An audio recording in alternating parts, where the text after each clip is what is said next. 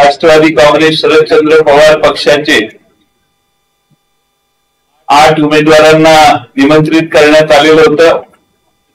त्यातील 2 उमेदवार सुप्रियाताई सुळे आणि निलेश लंके यांनी त्यांच्या पूर्वनियोजित कार्यक्रम मतदारसंघात असल्यामुळे न येण्याची अनुमती मागितलेली होती आणि उरलेले 6 लोकसभेचे सदस्य नवनिर्वाचित आज या ठिकाणी उपस्थित आहेत। मला त्यांना आपल्याला इंट्रोड्यूस करताना महाराष्ट्राला त्यांची ओळख आहेच, पण पक्ष कार्यालयात आमचे अधिकृत निवडून आलेले खासदार म्हणून आपल्या समोर त्यांना आपल्या समोर आणण्यात मला विशेष आनंद होतोय। आदरणीय पवार साहेबांनी अथक परिश्रम घेतले। या महाराष्ट्रभर आणि अगदी हरियाणापर्यंत जाऊन वेगवेगळ्या ठिकाणी पवार साहेबांनी सभा घेतल्या आणि महाराष्ट्रात एकंदरीतच वातावरण पवार साहेबांच्या पुढाकाराने, उद्धव ठाकरे यांच्या पुढाकाराने आणि राहुल गांधींच्या पुढाकारामुळे सकारात्मक झालं आणि त्यातून महाराष्ट्रात हा विजय प्राप्त झालेला आहे। मी आपल्या समोर या ठिकाणी सर्वप्रथम वर्धा लोकसभा मतदारसंघाचे आमचे उमेदवार निवडून आलेले खासदार अमर काळे साहेब यांचा स्वागत करतो। शिरूर लोकसभा शिरूर मतदारसंघातील खासदार जे सुरुवातीपासून महाराष्ट्रात आणि देशात चर्चेत राहिले निवडणूक सुरू झाल्यापासून आणि त्यांना पाडण्याचा विडा अनेकांनी उचललेला होता, ते डॉक्टर अमोल कोल्हे यांना आपल्या एकदा या ठिकाणी विनंती करतो। तिसरे आमचे खासदार आणि जायंट किलर म्हणेन मी, बजरंग बाप्पा सोनवणे, आमच्या पक्षाला बजरंग बली पावला बजरंग बाप्पा सोनवणेचं मी स्वागत करतो। महाराष्ट्रामध्ये बीड लोकसभा मतदारसंघ, महाराष्ट्रामध्ये महाराष्ट्रातल्या जनतेच्या विचाराला एक वेगळी कलाटणी देण्याचं काम आणि महाराष्ट्रामध्ये स्वाभिमानाचा विचार आपण स्वीकारायलाच पाहिजे आणि पवार साहेबांच्या बरोबर आपण ठामपणाने उभं राहिलं पाहिजे। ही भूमिका महाराष्ट्रात अतिशय उघडपणाने आमचे नेते विजयसिंह मोहिते पाटील साहेब यांनी घेतली आणि माढा लोकसभा मतदारसंघ आणि संपूर्ण परिसरात त्या एक वेगळं चित्र निर्माण झालं। ते धैर्यशील मोहिते पाटील हे आज तिथे खासदार म्हणून निवडून आलेले आहेत, त्यांचंही मी स्वागत करतो। त्याचबरोबर भिवंडी लोकसभा मतदारसंघ शेवटी आम्हाला मिळाला। सुरेश म्हात्रे बाळा मामा ह्या नावाने लोकप्रिय आहेत, त्यांचं मी या ठिकाणी मनपूर्वक स्वागत करतो। त्यांना फार मोठा विजय मिळालाय कारण त्यांच्या मतदारसंघातील तुतारी आणि पिपाणी याची गल्लत झालेली आहे, त्यामुळे मोठ्या मताधिक्यानं ते खरं म्हणजे विजयी झालेले आहेत। आणि महाराष्ट्राच्या आदिवासी मतदारसंघासाठी राखीव असणारा दिंडोरी लोकसभा मतदारसंघ या ठिकाणी एक तालुका राष्ट्रवादी काँग्रेसचा अध्यक्ष म्हणून ज्यांनी काम केलंय करतोय आणि जो शिक्षक पेशातला आहे असे आमचे भास्करराव बगरे गुरुजी यांचं या ठिकाणी मी मनपूर्वक स्वागत करतो। दिंडोरीकरांचे आणि नाशिककरांचे आभार मानले पाहिजेत की साधेपणाला त्यांनी जास्त मार्क दिले आणि सामान्य माणसाच्या हृदयापर्यंत सहजगत्या पोहोचू शकणारा हा आमचा राष्ट्रवादी काँग्रेसचा पवार साहेबांच्यावर निष्ठा ठेवून काम करणारा नेता आज त्या ठिकाणी लोकसभेत गेला। या 6 जणांचं स्वागत करतो। निलेश लंके आमचे 7वे खासदार आहेत, ते त्यांच्या मतदारसंघात आज कार्यक्रम होता आणि आजची भेट काल संध्याकाळी ठरली, त्यामुळे ते येऊ शकलेले नाहीत। अहमदनगर लोकसभा, दक्षिण अहमदनगर लोकसभा मतदारसंघातनं त्यांचा मोठा विजय झालेला आहे. त्यांच्या विजयाची देखील महाराष्ट्रभर फार मोठी चर्चा आहे आणि धनशक्तीच्या विरोधी जनता कशी एकत्रित येऊन लढाई करू शकते याचा एक उत्तम आदर्श निलेश लंकेंच्या माध्यमातून आहे.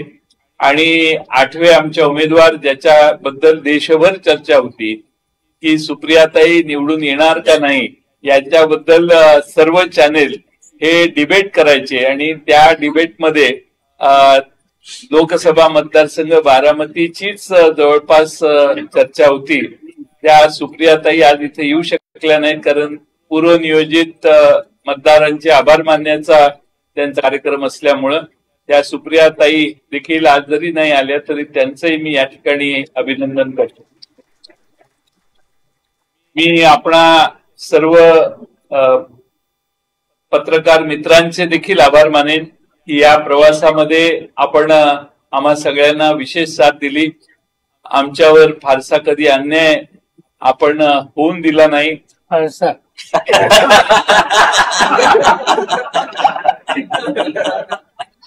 आणि त्यामुळं आपण सगळ्यांनी फार चांगली मोलाची साथ दिली. आणि राष्ट्रवादीमध्ये काय चालले आताही आपण बाहेर आमच्या सगळ्यांना विचारलं असेल की आमच्या पक्षात कोण येणार आहे याची चिंता आमच्यापेक्षा आपल्या सर्वांना देखील विशेष आहे. आणि त्यामुळं आपण आकडा विचारताय मी त्याच्यावर सांगितलं आम्ही या विषयावर बोलणार नाही. आज दुसरं एक महत्वाचा मुद्दा आपल्याला फक्त सांगायचा आहे तो म्हणजे राष्ट्रवादी काँग्रेस शरदचंद्र पवार पक्षाची एक्सटेंडेड वर्किंग कमिटीची नॅशनल वर्किंग कमिटीची मीटिंग ही 9 तारखेला दुपारी 3 वाजता YB चव्हाण सेंटरला होणार आहे. यशवंतराव चव्हाण प्रतिष्ठानच्या इमारतीत होणार आहे. त्यात देशातले आमचे वेगवेगळ्या राज्यातले प्रतिनिधी आणि वर्किंग कमिटी मधले सदस्य त्या ठिकाणी त्या दिवशी हजर राहणार आहेत. आणि 10 तारखेला आपल्या सर्वांना माहिती आहे की राष्ट्रवादी काँग्रेस शरदचंद्र पवार पक्ष हा राष्ट्रवादी काँग्रेस पक्षाची स्थापना आदरणीय पवार साहेबांनी केली आणि म्हणून या 10 जूनचं महत्व राष्ट्रवादीच्या कार्यकर्त्यांना सर्वात जास्त आहे. आज त्या 10 जून फाउंडेशन डेचा कार्यक्रम जाहीर सभेचा कार्यक्रम हा त्या ठिकाणी होणार आहे. त्याचंही निमंत्रण आपणा सर्वांना आहे. पुन्हा एकदा आपल्या सर्वांनी दिलेल्या सहकार्याबद्दल मी आभार मानतो. आमचे 8ही खासदार लोकसभेमध्ये महाराष्ट्रातल्या अनेक प्रश्नांची तड लावतील, संघर्ष करतील. महाराष्ट्रातल्या कांद्याचा प्रश्न असो, द्राक्षाचा प्रश्न असो, ऊसाचा प्रश्न असो, कपाशीचा असो, सोयाबीनचा असो, संत्र्याचा असो, सर्व महाराष्ट्रातल्या शेतकऱ्यांना न्याय देण्याचा प्रयत्न आमचे खासदार प्रभावीपणाने करतील. पण त्याचबरोबर शहरी भागातल्या लोकांच्या समस्या, महागाई वाढती, जीएसटीची चुकीच्या पद्धतीनं अतिशय टोकाची कर आकारणी या सगळ्याच गोष्टींवर प्रकाश पाडण्याचं आणि त्यासाठी जनतेच्या वतीनं संघर्ष करण्याचं काम आमचे लोकसभेत खासदार करतील. त्याचबरोबर मी आपल्याला सांगितलेलं होतं की एक्झिट पोलचे आकडे खरे नाहीत, त्यावर विश्वास ठेवू नका. कारण एक्झिट पोलचे आकडे हे शेअर मार्केट माझा काही दिवसातला गेल्या 2 दिवसातला अनुभव आहे आणि बदललेल्या मनस्थितीचं दिसते आम्हाला. त्यामुळे मी त्याच्यावर आता काही भाष्य करणार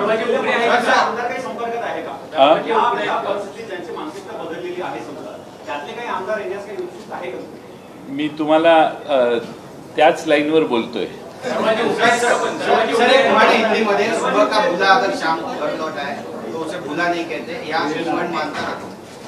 बुला शाम को घर लौट आया. कुठल्याही पक्षाला पक्ष वाढवण्यासाठी आमदारांची आवश्यकता असते जसं भाजपने वाढवलं तसं शरदचंद्र पवार राष्ट्रवादी काँग्रेस पक्ष वाढवणार आहे का?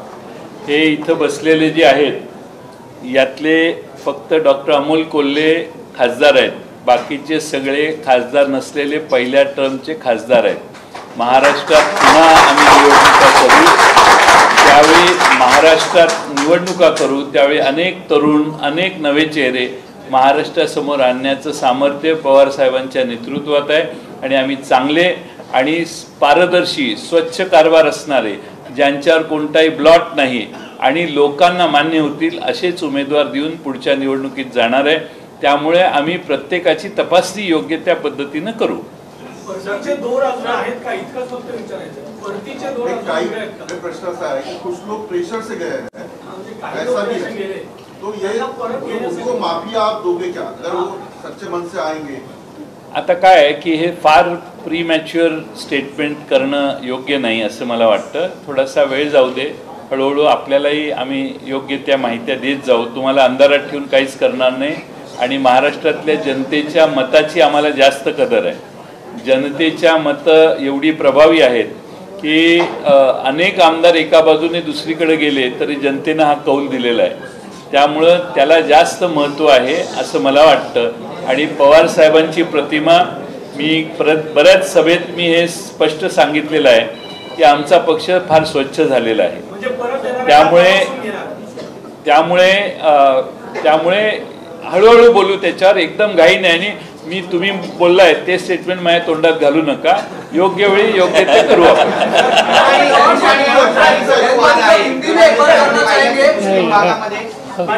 पिपाणी आणि तुतारीचा जो वाद आहे त्यामध्ये बरीचशी मतं पिपाणीला मिळाल्याचं चित्र सध्या महाराष्ट्रात पाहायला मिळतं. त्याने उमेदवार आणले.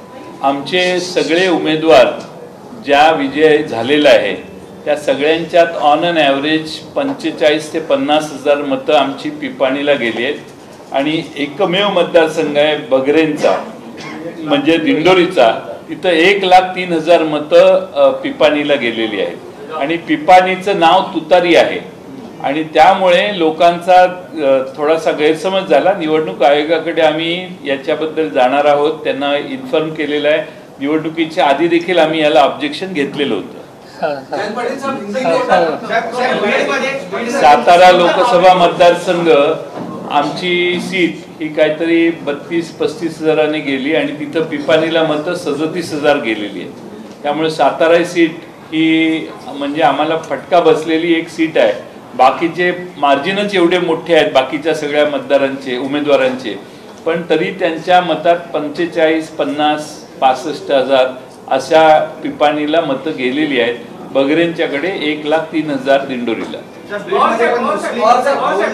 विभागामध्ये अशाच पद्धतीने प्रचार करण्यात आला आणि उर्दू भाषेचा प्रचार करून सोनावळ्यांचं चिन्ह तुतारी नसून पिपाणी असल्याचा अपप्रचार झाल्याची पोस्ट पण व्हायरल होती.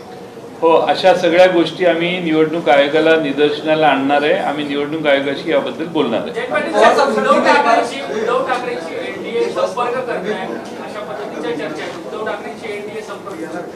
कालच मी उद्धव ठाकरेंच्याकडे स्वतः जाऊन ठाकरे साहेबांना भेटून आलो, त्यांचं अभिनंदन केलं, कारण त्यांनी महाराष्ट्रभर प्रचार केलेला होता आणि त्यांच्या पवार साहेबांच्या पुढाकाराने महाराष्ट्रातलं चित्र बदललेलं आहे. आणि मला सुतराम कणभरही असं वाटत नाही की तुम्ही म्हणताय तसं. ते स्पष्ट आहेत आणि ठाम आहेत आणि महाराष्ट्रात महाविकास आघाडीचं 2024 साली सरकार आणायचं या जिद्दीनं ते आता काम करतायत. पहिले मराठी होने दो, ये पीछे दो.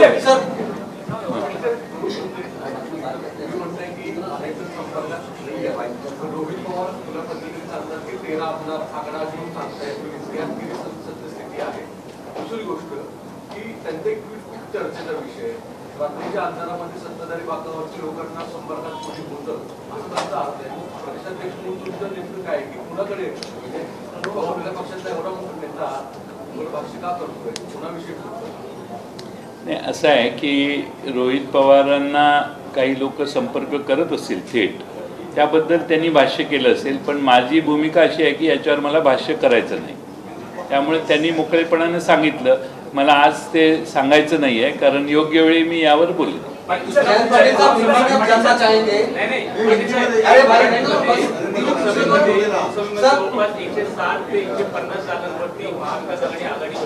त्यामुळे आमदार जे महायुतीकडचे आमदार आहेत ते चलबिचल मध्ये आहेत, त्यामुळे तुम्हाला वाटतं का हाच कौल जो आहे तो विधानसभेला असू शकेल?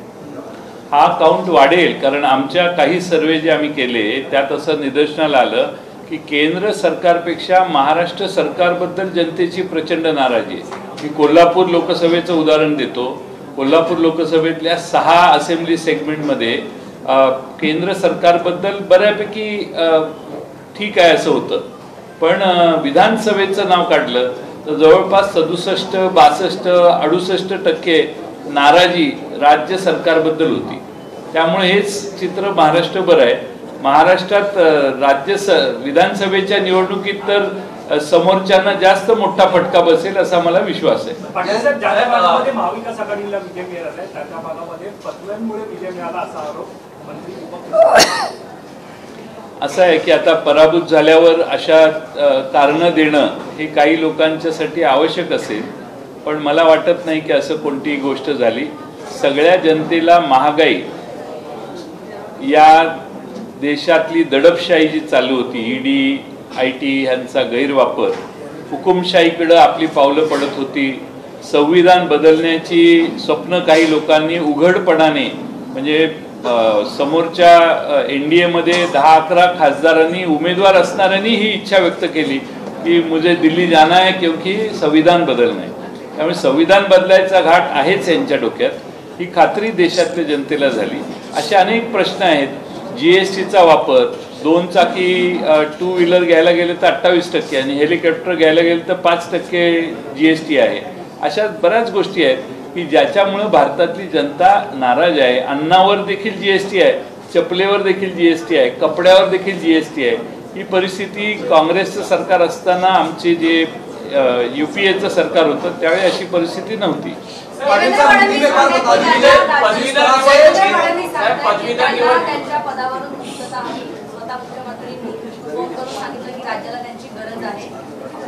देवेंद्र फडणवीस सुद्धा दिल्लीला गेले. कसं बघतात आता जे महायुतीमधले जे मित्रपक्ष त्यांच्यामध्ये आता वाद व्हायला सुरू झालाय?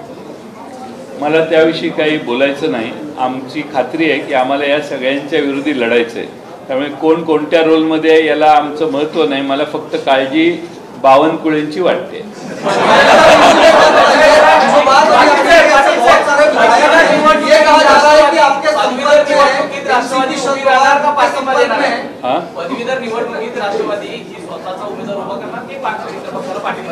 आम्ही आमच्या दोन्ही पक्षांशी बोलायचा प्रयत्न करतोय. या विजयाच्यामुळे त्याही सगळ्या विजयात त्यांनाही वेळ मिळालेला नाही. आज संध्याकाळपर्यंत आम्ही चर्चा करून निर्णय करू.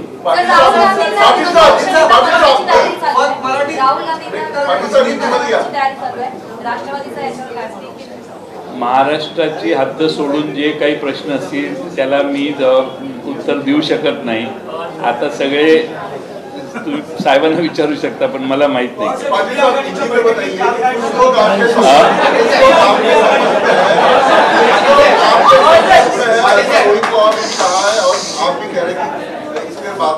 मैं स्वागत करेंगे, आप लेंगे उनको. आपके जहन में ऐसा है कि पार्टी छोड़कर गए थे, सुबह का बोला, शाम को आए तो बोला नहीं कहते. इस लाइन को ध्यान में रखकर आप लोग स्वागत करेंगे या सोच विचार करके उसके बाद लेंगे?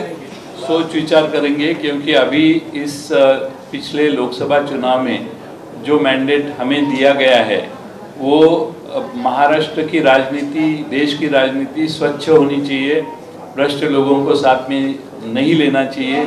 ये भूमिका हमारे महाराष्ट्र में ज़्यादा तरफे हुई है और इसीलिए हमें हर चीज़ के ऊपर सोच समझ के विचार करना है. इसीलिए इसके ऊपर हम बात नहीं करना चाहते.